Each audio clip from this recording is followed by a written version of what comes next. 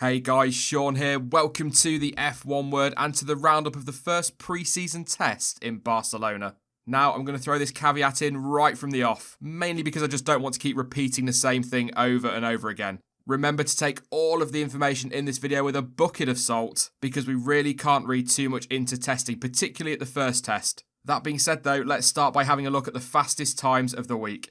Nico Hülkenberg ended up topping the timesheets with a time of a 1:17.393 set on the fourth day of testing, and that was on the softest compound available, the C5. I suppose I ought to throw in at this point that the C1 is the hardest compound of tyre, and the C5 is the softest.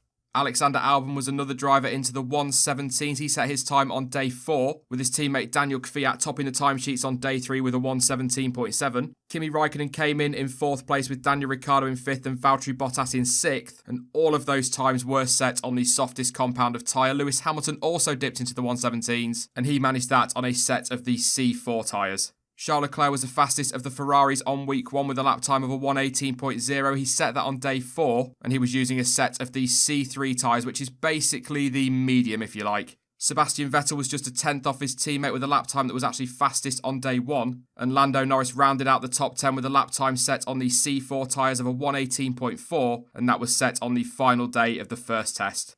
On to the next page then, and 3 drivers in the 1:18.5s. Antonio Giovinazzi for Alfa, Carlos Sainz for McLaren and Romain Grosjean for Haas. Kevin Magnussen did a 1:18.720 on day 4 to come in just behind his teammate, with Pierre Gasly fastest of the Red Bulls just in the first week of testing. It was a 1:18.780 for him and a 1:18.787 for teammate Max Verstappen. Pietro Fittipaldi was 17th for Haas, a 1:19.2 for him. His fastest time was set on day 3, and that was on the second softest compound, the C4s. Lance Stroll was the fastest of the 2 Racing Points, a 1:19.6 for him and a 1:19.9 for Checo. And down at Williams, George Russell was the fastest of the 2 drivers, a 1:20.9 for him, whilst his teammate Robert Kubica set a 1:21.5 on day 4, and that was on the second hardest compound of tyre available.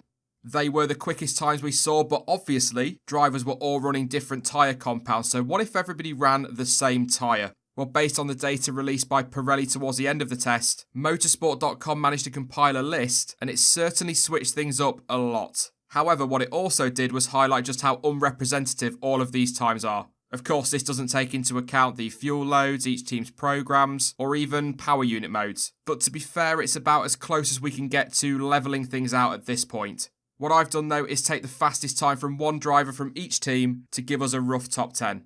So assuming everybody's running the same compound of tyres, Charles Leclerc would have been fastest with a 1:16.8 for Ferrari, but behind that it is incredibly close. Antonio Giovinazzi, Romain Grosjean, Lewis Hamilton and Nico Hülkenberg are all in the 1:17.3s. Kind of a shame it's only testing because I'd quite fancy that for the season.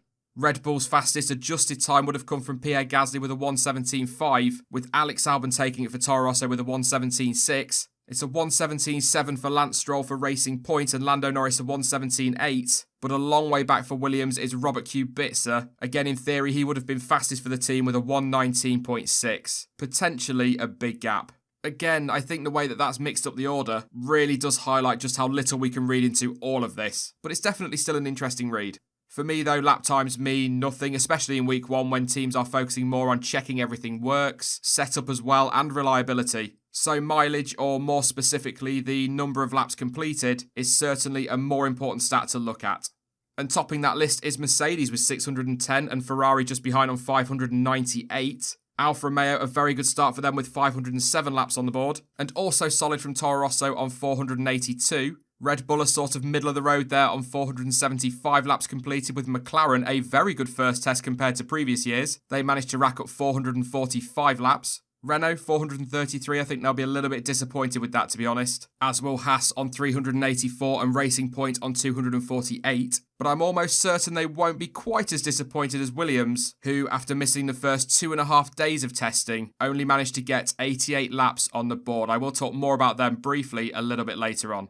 But in terms of total laps completed for power units, Ferrari fairly comfortably topped that list with 1,489 across their 3 teams. Mercedes did 946 again, of course, that is across 3 teams. The combined totals of Red Bull and Toro Rosso came to 957 laps, and Renault and McLaren managed to rack up a total of 878 laps for week 1. I think from the power unit side of things, all the manufacturers will be fairly satisfied with the first test. Right then, on to speed trap data. I was going to go through and look at the fastest from each driver, but then I thought for the first test at least, it might be a bit more interesting to look at how the power units got on. Fascinatingly actually, 3 out of the 4 manufacturers topped the speed traps at some point during the first week. But overall, Renault were the fastest, 337.2 kilometers an hour. They're followed by Honda on 329.2, Ferrari on 328.5, and Mercedes on 325.9. And looking at who was fastest on each day, Honda topped the speed trap with 324.1 on day 1, Renault topped day 2 with 337.2, Mercedes on day 3 with 325.9, it's all numbers, and day 4 was once again topped by Renault with 328.7. And just to let you know as well, all of that data was collected from Formula1.com. They were just some of the stats from the first week of testing then, but what are the expected top 3 teams saying? Well, as you'd expect, not an awful lot.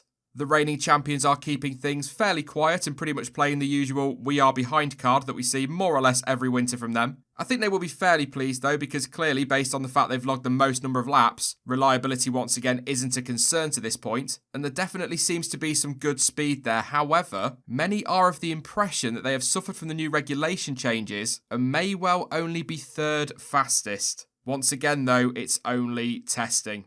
As for Ferrari, well, let's be honest, we don't tend to hear too much from them generally, but Charles Leclerc has said that he believes the Scuderia's rivals are sandbagging, but then admitted that's exactly what they're doing as well. He said, quote, "The performance has no sense for now because it's testing. They are not pushing and we are not either. We don't know how much the others are sandbagging, so we'll see at the first race." I mean, sandbagging or not, they do look good at the moment to Ferrari, and some reports claim that they are as much as half a second clear of the rest of the field. But again, erring on the side of caution, these are the same experts that said last year that Mercedes were a full second quicker than everybody else after testing. So let's just wait and see. Helmut Marko seems fairly confident that Red Bull and Honda are in a solid position in terms of reliability, and yeah, the laps logged would probably back that up. And team boss Christian Horner has also stated that the Honda installation is the best they've ever had, so to this point it all does look pretty good. However, there were some reports throughout the first week that they were struggling with vibrations caused by the Honda power unit, but the team have come out and rubbished that rumour, stating quite clearly, quote, "There's absolutely no vibration issue that we encountered at all in any of the running, so I'm not quite sure where that's come from." And that was a quote, by the way, from Christian Horner. So apparently no vibration issue as was reported, although Gasly did stick it in the wall at one point, so not all plain sailing, but certainly a fairly solid first week for the new Red Bull-Honda partnership.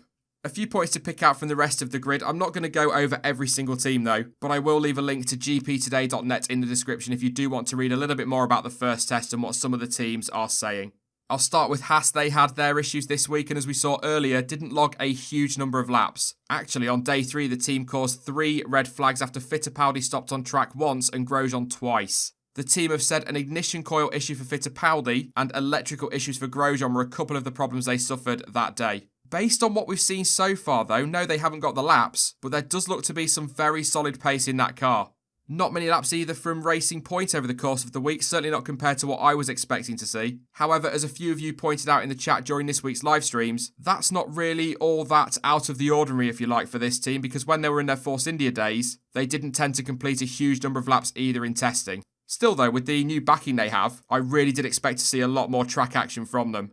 Some of the lack of running was explained by the team though. Day 1 they suffered an oil leak, it was a driveline issue on day 3, and then another oil leak on day 4. Absolutely no, it isn't ideal, but this is what testing is for. It's all about finding and fixing these teething problems, so hopefully they'll fare better next week. And last up, Williams. As I'm sure you'll all know, they were very late to testing, not arriving in Barcelona until 4 AM Wednesday morning. They therefore didn't get any running done until the afternoon session and obviously are well behind already. There is a lot of talk of finger pointing, if you like, going on within the team, and rumours that Paddy Lowe is under big pressure, possibly bearing the brunt of the blame, and some are claiming, some sources within the team, that he could even be dropped soon. But none of that is official, so we will see how that develops over the next few days and weeks. Claire Williams has said that the team is embarrassed about the fact they weren't ready for testing, but stood firm in refusing to explain what is happening at the team, stating that she wouldn't air dirty laundry in public. Whatever is going on though, I think it's pretty safe to assume they will be behind come Australia, but if the rumours are true about the 2019 car being 2 seconds slower than last year, it looks like it could well be another very long season for the team. And very quickly before I go, this isn't testing related, but it was announced yesterday that McLaren and Toro Rosso have finally reached an agreement over James Key, with him leaving Toro Rosso on March 23rd and starting his role as technical director at McLaren on March 25th. That is it then for this video, and in the comments section down below, let me know your thoughts and conclusions from the first test. What do you think the current running order could look like? What are you expecting to see from your favourite team next week? And what are your thoughts on everything going on at Williams? Now, I will be back on Tuesday live at 8 AM GMT for the start of another week full of testing coverage. Once again, I'll be live 8 AM to midday and then 1 PM until the flag throughout the whole of the second test. So make sure you come along if you can, of course, and keep us company. In the meantime, though, you can follow me over on social media. Links to Twitter, Instagram, Facebook, and of course to Discord are all in the description down below. But as ever, thank you for watching. I've been Sean. This has been the F1 Word, and until next time, goodbye.